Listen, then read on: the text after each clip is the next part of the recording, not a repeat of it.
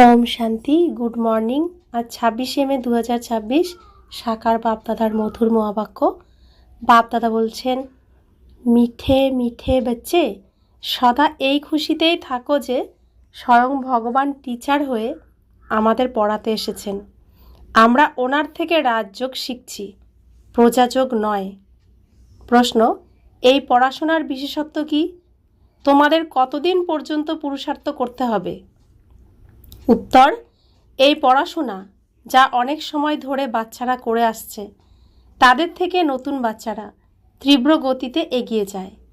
এই বিশেষত্বও রয়েছে যে 3 মাসের তীক্ষ্ণ বুদ্ধিসম্পন্ন তীব্র পুরুষার্থী নতুন বাচ্চারা পুরানোদের থেকেও এগিয়ে যেতে পারে। তোমাদের পুরুষার্থ ততক্ষণ পর্যন্ত করতে হবে যতক্ষণ না সম্পূর্ণরূপে উত্তীর্ণ হচ্ছ, কর্মাতীত অবস্থা না হচ্ছে, সমস্ত হিসাব নিকাশ মিটে না যাচ্ছে। ওম শান্তি। বাচ্চারা কোথায় বসে আছে? অসীম জগতের পিতার স্কুলে। বাচ্চাদের অনেক উচ্চ নেশা থাকা উচিত। কার বাচ্চাদের? অসীম জগতের বাবার বাচ্চাদের বা আধ্যাত্মিক বাচ্চাদের। বাবা আত্মাদেরকেই পড়ান, গুজরাটি অথবা মারাঠিদের পড়ান না। সে তো নামরূপী হয়ে গেল। তিনি পড়ানই আত্মাদের। বাচ্চারা, তোমরাও জানো যে আমাদের অসীম জগতের পিতা তিনি, যাকে ভগবান বলা হয়। অবশ্যই এই ভগবানুবাচী, কিন্তু ভগবান কাকে বলা হয় তা বোঝে না। কথিতও রয়েছে, শিব পরমাত্মাই নম। পরমাত্মা তো অদ্বিতীয়, তিনি হলেন সর্বোচ্চ নিরাকার। তোমাদের ভগবান শ্রীকৃষ্ণ পড়ান না, না কখনো পড়িয়েছেন। তোমরা জানো যে আমাদের অর্থাৎ আত্মাদের বাবা আমাদের পড়াচ্ছেন। ঈশ্বর তো নিরাকারই হন। শিবের মন্দিরে যায়, ওনার পূজাও করে। তাহলে অবশ্যই কোনো বস্তু আছে। নামরূপের ঊর্ধ্বে কোনো বস্তু হয় নাকি? না, তা হয় না। এও তোমরা এখনই বুঝেছ। সমগ্র দুনিয়ায় কেউই জানে না, তোমরাও এখনই জানছ। অনেক পূর্ব থেকেই জেনে এসেছ। এমনও নয় যে বহু পূর্বে আগতদের থেকে নতুনরা তীব্র গতিতে যেতে পারবে না। এও ভালোই। 3 মাসের নতুন বাচ্চাও অত্যন্ত তীক্ষ্ণ হতে পারে। বলে যে বাবা, এই আত্মার বুদ্ধি অতি তীক্ষ্ণ।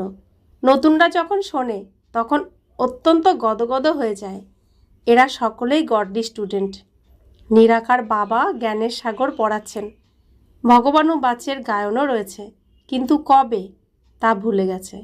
বাচ্চারা, এখন তোমরাও জানো যে এমনও কেউ আছে যার বাবা টিচার, কিন্তু সে একটি সাবজেক্টই পড়াবে, অন্য সাবজেক্টের অন্য টিচার পড়াবে। এখানে তো বাবা সব বাচ্চাদেরই টিচার। এ হলো ওয়ান্ডারফুল কথা। অগণিত বাচ্চা রয়েছে যাদের নিশ্চয় রয়েছে যে শিব বাবা আমাদের পড়ান। শ্রীকৃষ্ণকে তো বাবা বলতে পারবে না। শ্রীকৃষ্ণকে এরকম টিচার গুরুও মনে করে না। ইনি তো প্র্যাকটিক্যালি পড়াচ্ছেন। তোমরা বিভিন্ন প্রকারের স্টুডেন্টরা বসে রয়েছ। শিক্ষক রূপে বাবা পড়ান যতক্ষণ না পর্যন্ত তোমরা উত্তীর্ণ হয়ে যাচ্ছ, যতক্ষণ না কর্মাতীত অবস্থা প্রাপ্ত করছো, ততক্ষণ পর্যন্ত পুরুষার্থ করতে হবে। কর্মের হিসাব নিকাশ থেকে মুক্ত হতে হবে। অন্তরে তোমাদের অত্যন্ত খুশি থাকা উচিত। বাবা আমাদের এমন দুনিয়ায় নিয়ে যান, আর এরকম কোনো স্কুল হয় না যেখানে বাচ্চারা বসে রয়েছে আর মনে করে পরমধাম নিবাসী বাবা এসে আমাদের পড়াবেন। এখন তোমরা যখন এখানে এসে বসো আর মনে করো যে আমাদের অসীম জগতের পিতা আমাদের পড়ানোর উদ্দেশ্যেই আসেন, তখন অন্তরে অত্যন্ত খুশি হয়ে যাওয়া উচিত। বাবা আমাদের রাজযোগ শেখাচ্ছেন। এ প্রজাযোগ নয়, এ হলো রাজযোগ। এই স্মরণের দ্বারাই বাচ্চাদের খুশির পারদ চড়ে থাকা উচিত। কত বড় পরীক্ষা, আর তোমরা কত সাধারণভাবে বসেছ। যেমন মুসলিমরা বাচ্চাদের শতরঞ্জির উপরে বসে পড়ায়, তোমরা এই নিশ্চয়ের সঙ্গে এখানে আসো যে এখন তোমরা বাবার সম্মুখে বসে রয়েছ। বাবাও বলেন, আমি জ্ঞানের সাগর, আমি প্রতি কল্পে এসে রাজযোগ শেখাই। শ্রীকৃষ্ণের 84 জন্মই বলো বা ব্রহ্মার 84 জন্মই বলো, একই কথা, ব্রহ্মাই শ্রীকৃষ্ণ হয়।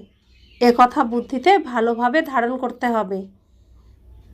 তো এটাই আমাদের জীবনচক্র শ্রীকৃষ্ণকে দিয়ে দেখানো হয়েছে। শ্রীকৃষ্ণ ছোট শিশু রূপে জন্মগ্রহণ করে, তো পুরো 4 যুগ সে পরিক্রমণ করে, তারপর কলিযুগের শেষে তিনি ব্রহ্মা হয়ে যান, অর্থাৎ তার বৃদ্ধ রূপ হয়ে যায়। আমাদের জীবনেও তাই, আমরা ছোট শিশু হই তখন গোপাল বলা হয়, ছোট শিশুকে বলা হয় গোপাল এসেছে ঘরে বা দেবী এসেছে ঘরে। তারপর আমরাই আবার সেই শিশু শরীর থেকে ধীরে ধীরে বৃদ্ধ শরীর পাই। বৃদ্ধ শরীর যখন হয়, আমাদের লাস্ট সম্পর্ক হয় বড় মা বা বড় বাবা। তারপরে আমরা আবার শরীর ছেড়ে দিই, শরীর ছেড়ে আবার ছোট্ট শিশু হয়ে যাই। তো এই চক্র চলতেই থাকে। তো শ্রীকৃষ্ণর জীবনচক্র যেমন, সৃষ্টি রচনা তো শ্রীকৃষ্ণের দ্বারাই হচ্ছে, তাই একই জীবনচক্র আমাদেরও। তাই যিনি শ্রীকৃষ্ণ তিনিই ব্রহ্মা। তো যেমন যে ছোট্ট শিশু সেই বড় মা বড় বাবা হয়, তো সেরকম এই কথা বুদ্ধিতে ভালোভাবে ধারণ করতে হবে। বাবার সঙ্গে অতি প্রেম থাকা উচিত। আমরা আত্মারা সেই বাবার সন্তান। পরমপিতা পরমাত্মা এসে আমাদের পড়ান। শ্রীকৃষ্ণ তো হতে পারে না। এমন করে কি কৃষ্ণ পড়িয়েছে? না, তা পড়ায়নি। মুকুট আদি খুলে রেখে এসেছিলেন হয়তো। পড়াবেন যিনি, তাকে তো বয়স বৃদ্ধ হতে হবে। এখন বাবা বলেন, আমি তো বৃদ্ধ শরীর ধারণ করেছি, এটা ফিক্সড। শিব বাবা ব্রহ্মার মাধ্যমেই পড়ান।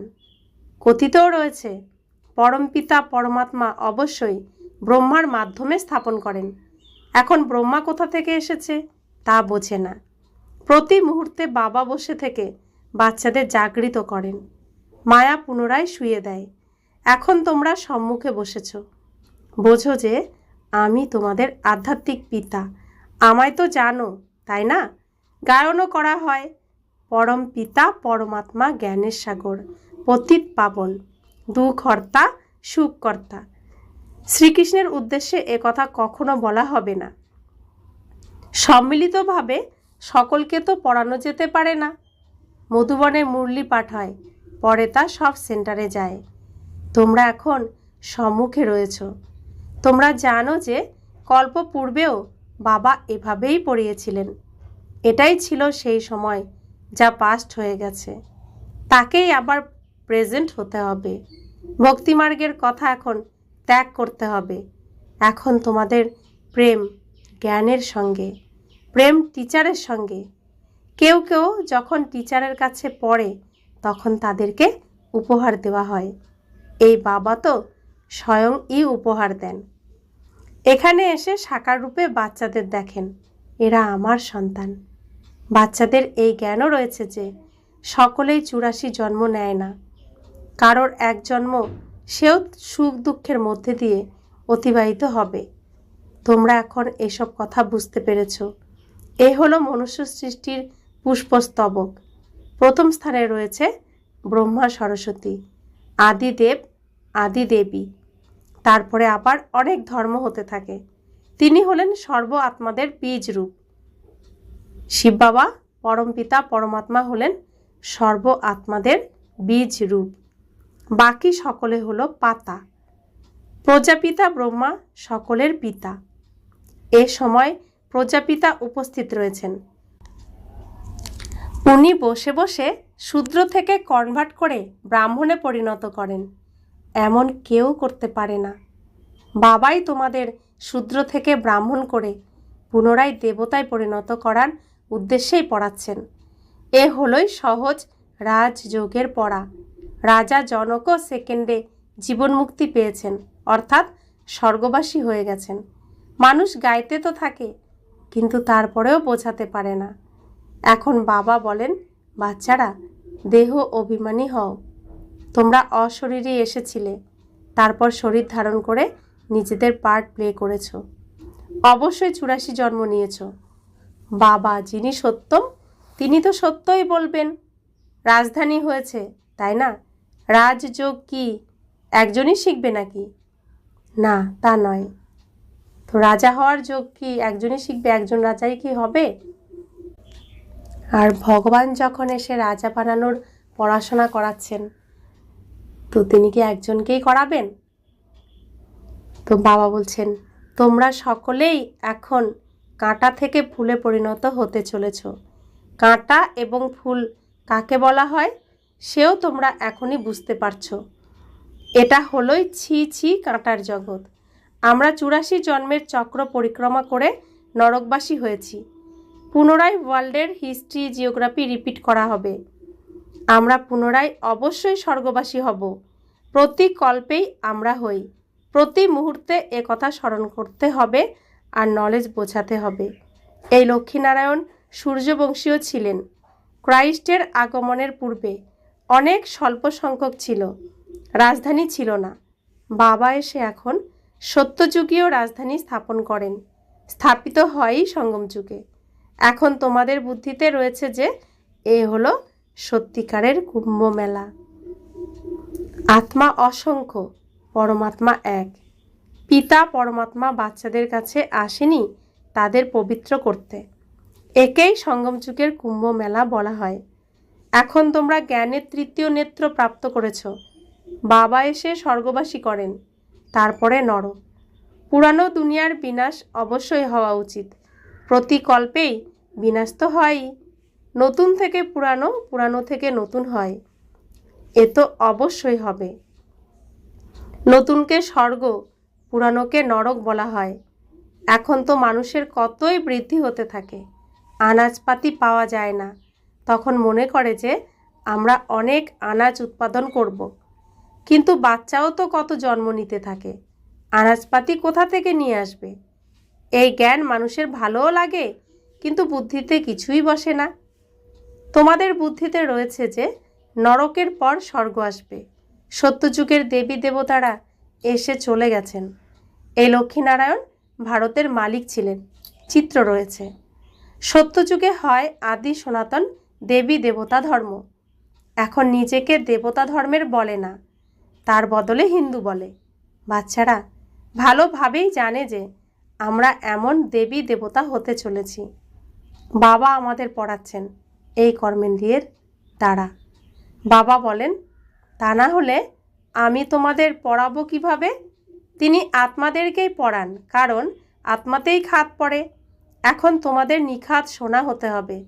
গোল্ডেন এজ থেকে সিলভার এজে অর্থাৎ রূপোর খাত পড়ে তোমরা চন্দ্রবংশী হয়ে যাও। সত্যযুগ অর্থাৎ স্বর্ণযুগে ছিলে, সেখান থেকে অধঃপতনে গিয়েছ, আবার বৃদ্ধিও তো হয়ে যায়।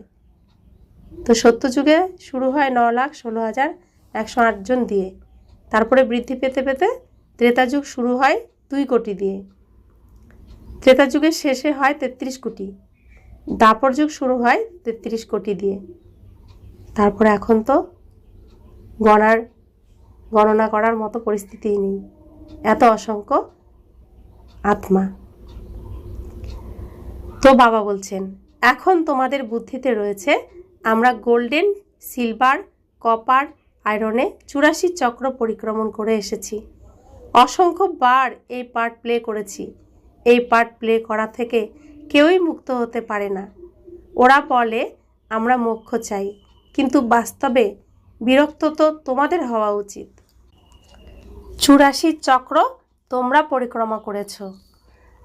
তো সন্ন্যাসীরা তো অনেক পরে এসেছে, দ্বাপর যুগে। আমরা সত্যযুগ ত্রেতাযুগ পার করে দ্বাপর যুগে এসেছি। তারপর ইব্রাহিম এসেছেন, গৌতম বুদ্ধ এসেছেন, যীশুখ্রিস্ট এসেছেন, তারপরে সন্ন্যাসীরা এসেছেন, শঙ্করাচার্য এসেছেন।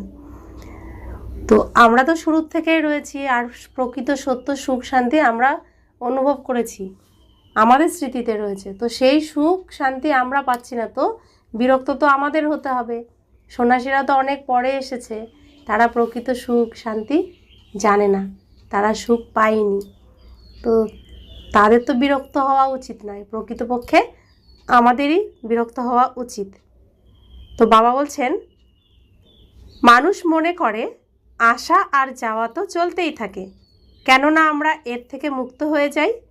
কিন্তু এমন তো হতে পারে না। গুরুরাও বলে দেয়, তোমরা মোক্ষ লাভ করবে, ব্রহ্মকে স্মরণ করো, তাহলেই ব্রহ্মতে বিলীন হয়ে যাবে। অনেক মতান্তর ভারতেই রয়েছে, আর কোনো স্থানে এত নেই, আর কোনো দেশে বা খণ্ডে এত নেই। অগণিত মত রয়েছে, একটি অপরটির সঙ্গে মেলে না। ঋদ্ধি সিদ্ধিও অনেক শেখে, তন্ত্রমন্ত্র অনেক শেখে।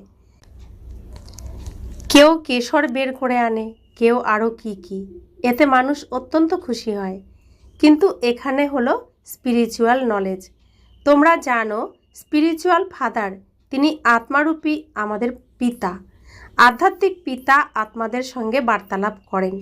তিনি এসে সত্যনারায়ণের কথা শোনান বা অমর কথা শোনান, যার দ্বারা অমরলোকের মালিকে পরিণত করেন, নর থেকে নারায়ণে পরিণত করেন, পরে পুনরায় করিতুল্য হয়ে যায়। এখন তোমরা হিরে তুল্য অমূল্য জীবন প্রাপ্ত করেছ, পুনরায় তা করির পিছনে কেন নষ্ট করো? এই দুনিয়ার আর কত বছর বাকি রয়েছে, কত লড়াই ঝগড়া হতে থাকে, সব শেষ হয়ে যাবে, মৃত্যুর সম্মুখে দাঁড়িয়ে রয়েছে।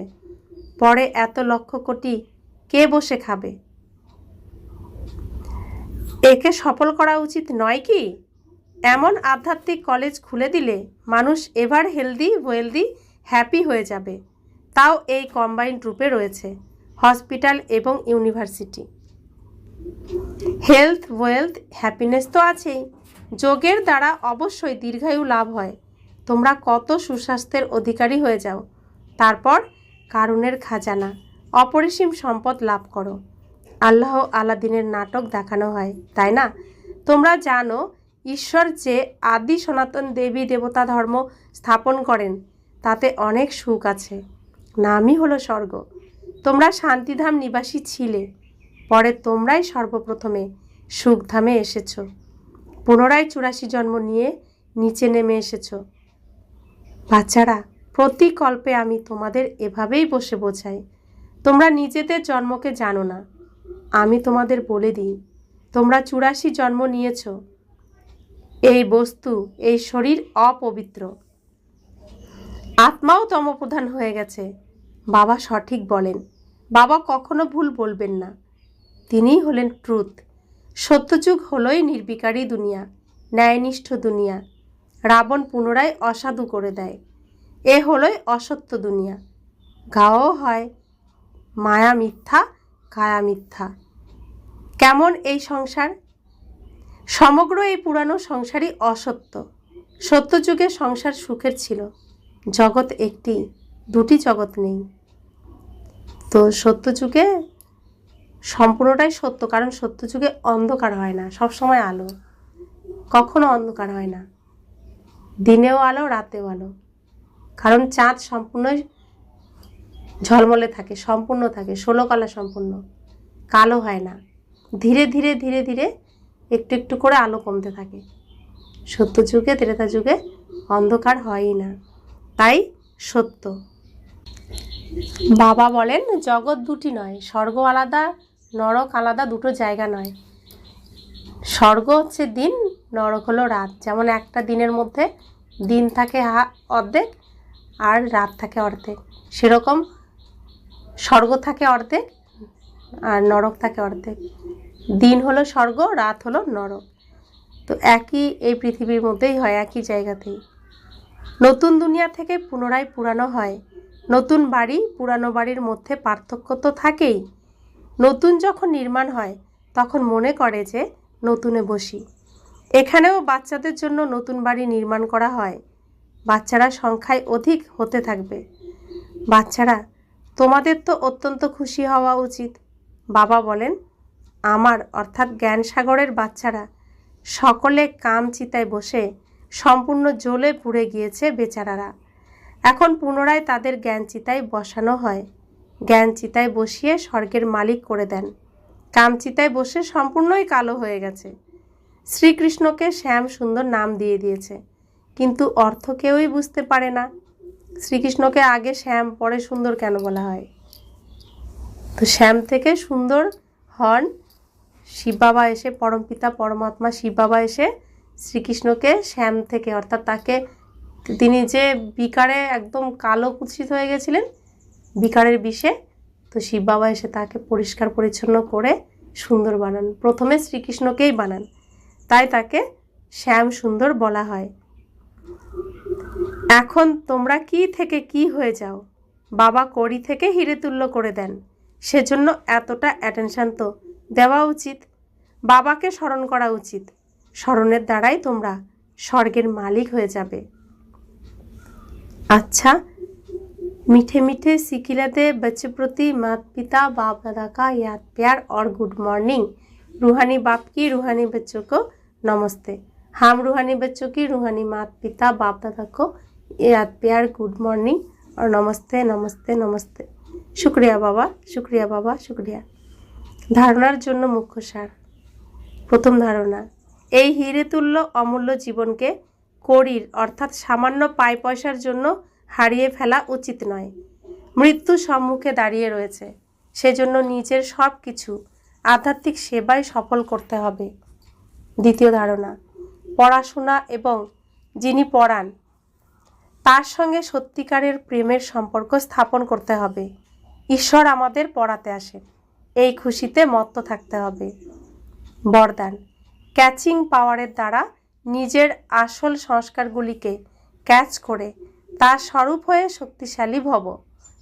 পুরুষার্থের মুখ্য আধার হলো ক্যাচিং পাওয়ার। সায়েন্স যেরকম অনেক আগে থেকেই সাউন্ডকে ক্যাচ করে চলেছে, এরকম তোমরা সাইলেন্সের শক্তির দ্বারা নিজের আদি দৈবী সংস্কার ক্যাচ করো। এর জন্য সর্বদা এটাই যেন স্মৃতিতে থাকে যে আমি এটাই ছিলাম, আবার পুনরায় এটাই হতে চলেছি। যত যত সেই সংস্কারগুলিকে ক্যাচ করবে ততই তার স্বরূপ হতে থাকবে। 5000 বছরের কথা এত স্পষ্ট অনুভবে আসবে যেন মনে হবে গতকালের কথা। নিজের স্মৃতিকে এতটাই শ্রেষ্ঠ আর স্পষ্ট বানাতে হবে, তবেই শক্তিশালী হতে পারবে। স্লোগান, ব্রাহ্মণ জীবনের শ্বাস হলো খুশি। শরীর যদি চলেও যায় কিন্তু খুশি যেন না যায়। অব্যক্ত ইশারা, সদা অবিচল অনড় একরস স্থিতির অনুভব করো। এক কথায় সওদা করে একের হয়ে যাওয়ার কারণে সদা একরস থাকে। বাদবাকি যারা ভেবেচিন্তে ধীরে ধীরে বাবার সাথে সওদা করে, একের পরিবর্তে 2 নৌকায় পা রেখে চলে, তারা সর্বদা কোনো না কোনো ঝঞ্ঝাটের দোলাচলের থেকে একরস থাকতে পারে না। এই জন্য সওদা করতে হলে সেকেন্ডে করো, হৃদয়কে টুকরো টুকরো করো না। এক পিতা, একই নাটক, আর আমি আত্মাও এক। তো পিতা এক, আমি আত্মা এক, এই নাটকও এক। তো এই এককেই আমাকে বুঝতে হবে, এককে বুঝলেই সম্পূর্ণটাই চলে আসবে। তো শূন্য হলেন পিতা আর এক হলাম আমি। শূন্য থেকে শুরু করে আমি একে আসলাম, শূন্য থেকে আমার জন্ম এক। তো আমি শূন্যকে বুঝলে, এককে বুঝলে, তাহলে সম্পূর্ণটাকেই বুঝে যেতে পারছি। তাই বাবা বলছেন এক স্থিতিতে থাকো, একের স্মরণে থাকো, এক রাস্তায় চলো। দুদিকে মত দিও না, 2 মতে চলো না, তাহলে শেষ হয়ে যেতে হবে। স্থির হতে হবে এখন একই বিন্দুতে। ওম শান্তি।